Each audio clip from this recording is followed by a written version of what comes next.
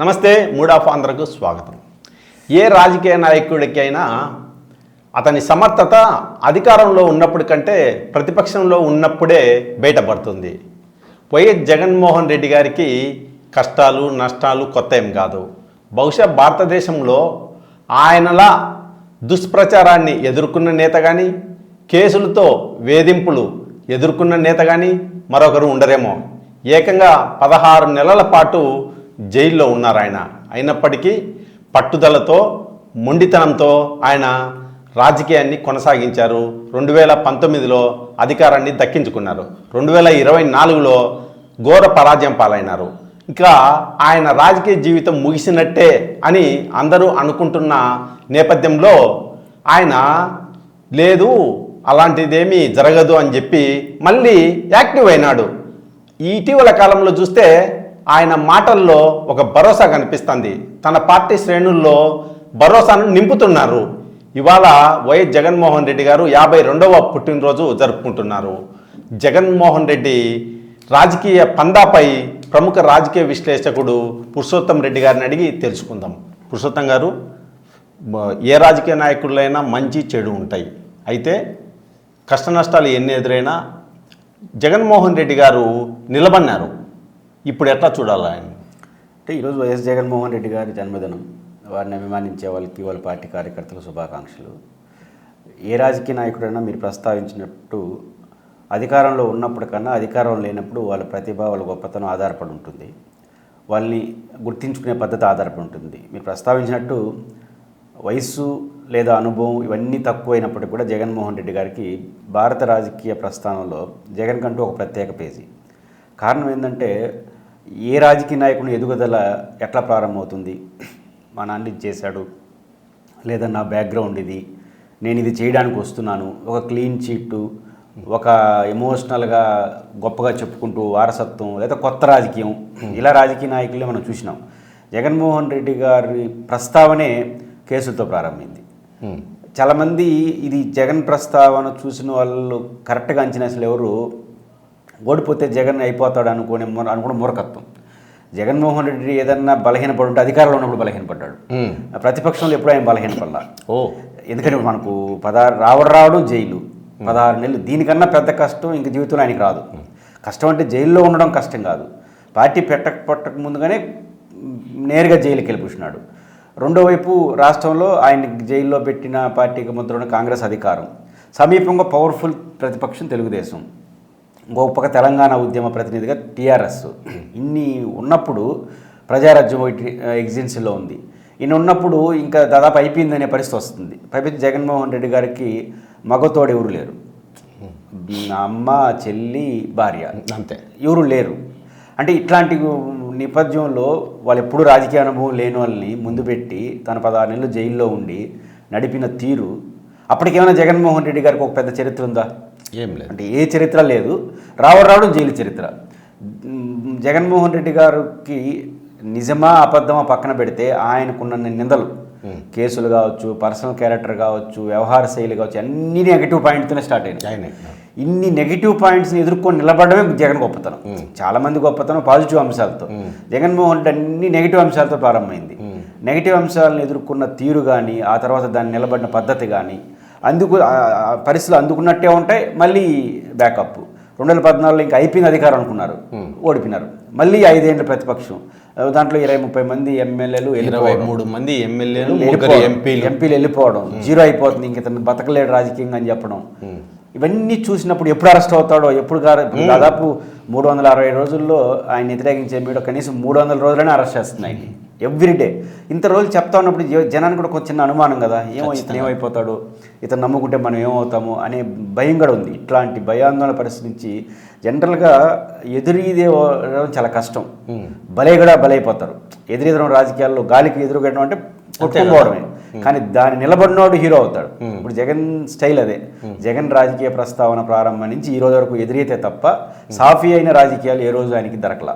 ప్రతిపక్షంలో ఉన్నప్పుడు అదే పరిస్థితి, అధికార పార్టీలో ఉన్నప్పుడు కూడా కరోనా ఒక జనరల్ పరిస్థితి అయితే ఆ రోజున్న లీగల్ పొజిషన్స్, అపోజిషను, మీడియా అన్నీ ఎదురైతే మళ్ళీ. కాబట్టి ఎదురెదడం తప్ప జగన్మోహన్ రెడ్డి గారి సాఫీ అయిన లైఫ్ ఎప్పుడూ లేదు. బహుశా ఆ ఎదురెదడమే ఆయన పెద్ద రాటుదేలిన నాయకుడిగా భయం లేని నాయకుడిగా తయారైంది అనేది మనకు ఆయన ప్రస్తావన అర్థమవుతుంది. రెండో వైపు జగన్ గారికి ఒక డిసడ్వాంటేజ్ ఏంటంటే జగన్మోహన్ రెడ్డి గారు highly talented and intellectual politician. Bus ఈ మాట అనడానికి కూడా చాలామంది నేను డిబేట్లో మాట్లాడి అది నవ్వుతారు. ఎందుకని అంటే జగన్మోహన్ రెడ్డి గారికి ఒక కోణమే కదా ఎక్స్పోజ్ అయింది ప్రపంచం ముందు. వైసీపీ వాళ్ళు కూడా మా నాయకుడి పైన అవినీతి కేసులు ఉన్నాయి, యాక్సెప్టబుల్ కదా. అవినీతి చేసి ఉండకపోవచ్చు, కేసులు ఉన్నాయనేది వాస్తవం. కేసులు, ఆవేశపరుడు ఇట్లాంటివి ఎక్స్పోజ్ అయినంతగా ఆయన విజనరీగా, ఆయన ఇంటెలెక్చువల్స్ 10% కూడా ఎక్స్పోజ్ కాలేదు. కరెక్ట్. అందువల్ల టీవీలో 2-3 సార్లు నేను ఒక సాహసం చేసి జగన్మోహన్ హైలీ టాలెంట్ అనగా అందరూ యాంకర్తో సహా, అంటే ఆయన నవ్వులాట పని. అంటే ఆయన్ని మంచి లీడర్ అనడానికి కూడా ఇబ్బంది పడే పరిస్థితి ఎదుర్కొన్నాడు ఆయన. ఎందుకు ఈ పరిస్థితి వచ్చిందంటే ఆయన మీద ఉన్న కేసులు, ఆయన ఉన్న టాలెంట్ని, ఆయనలో ఉన్న ఇంకో కోణాన్ని ప్రపంచం దృష్టికి రాలేకపోతున్నాయి. ఇప్పుడు వైసీపీ ముందు, జగన్ ముందు ఉన్న లక్ష్యం ఏంటంటే తన రెండో కోణాన్ని ప్రపంచం ముందు పెట్టడమే. అది కాదు జగన్ ఇది అని చెప్పాలి. ఎందుకంటే నాకు 2 అనుభవాలే. ఒకటి ప్రతిపక్ష నాయకుడు, 2 ప్రతిపక్ష నాయకుడు ప్రతిపక్షంలో ఉన్నప్పుడే, ప్రతిపక్షంలో ఇంకా అధికారం రాబోతారనగా 2019 పీరియడ్లో ఎన్నికల ముందు పోతే నేను దుమ్మగూడెం టేల్పాన్ పథకాన్ని గురించి ప్రస్తావించాను. నేనేం ఆశించానంటే ఓకే ఎన్నికలు కదా చేస్తాంలేనా అంటాడు. కానీ ఆయన దుమ్మగూడెం టేల్పాన్ పథకం యొక్క ప్రాధాన్యత, అసలు గోదావరి అనేది ఎన్ని పాయలు, మన రాష్ట్రానికి ఎన్ని పాయలు వస్తాయి చెప్పిన డీటెయిల్స్ చూసినప్పుడు ఆ రోజుకి నేను ప్రిపేర్ కాదు కదా, పైపించి అధికారంలో లేడు. యాజ్ ఎ లీడర్గా, యాజ్ ఎ పర్సన్గా, బహుశా 10 నెలలు జైల్లో ఉన్నప్పుడు కావచ్చు, ఇంకోటి కావచ్చు, ఆయన విపరీతంగా సమాజాన్ని అధ్యయనం చేసినాడు. నాకు అజయ్ కల్లాం గారు చెప్పారు, ఏదైనా ఒక రివ్యూకి సీఎం హోదాలో రివ్యూ వచ్చినప్పుడు దానిపైన ముందే ఒక అవగాహన రాకుండా, తను దాన్ని ఎక్స్పర్ట్ కాకుండా అసలు రివ్యూ కూడా పెట్టడట. అంటే ఇప్పుడు అంతే, అది గొప్పలో మురుడుతనం కూడా ఉంది. ఇప్పుడు కరోనా వచ్చింది, కరోనాలో ఆయనకి ఏం సంబంధం? 2-3 మంచి డాక్టర్ ఎక్స్పర్ట్స్ కూడా వాళ్ళు చెప్పింది ఆయన చెప్పాలి సీఎం. పారాసెటమాల్ సంబంధించిన ఇతర అంశాలు కూడా. కానీ ఆయన ఏం చేసినాడు, కరోనాను కూడా స్టడీ చేసి వచ్చినాడు, సైన్స్ని. నిజానికి ముఖ్యమంత్రి అప్పటికప్పుడు సైన్స్ ఎట్లా చదువుతాడు, దాంట్లో ఒక నెగిటివ్ కూడా ఉంది, ప్రతిదీ నేర్చుకోవాలనే తపన. అంటే నేను తెలుసుకొని మాట్లాడతాను, ఒక అహం కూడా. ఒకరు చెప్తే వినేది కాదు, నేనే తెలుసుకునేది అహంకారం కాదు. తెలుసుకోవాలి, తెలుసుకొని పాలించాలి. తెలుసుకొని నాకు ఎంత ఎక్స్పర్ట్ ముందు వచ్చి కూర్చున్నా వాడితో కూర్చున్నామంటే దాని గురించి నేను కూడా తెలుసుకొని రావాలి.